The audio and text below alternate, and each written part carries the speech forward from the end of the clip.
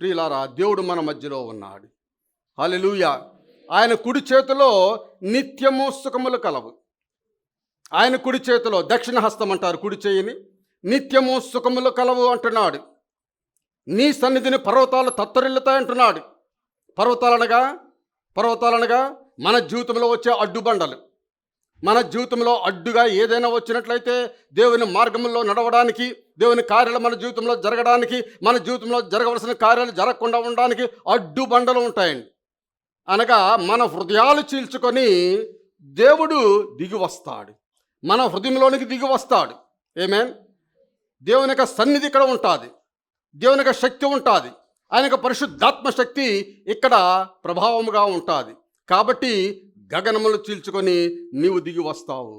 ఎక్కడ 2-3 నా నామమున కూడి ఉంటారో వారి మధ్యను ఆయన గగనము చీల్చుకొని వారి మధ్యకు వస్తానంటున్నాడు.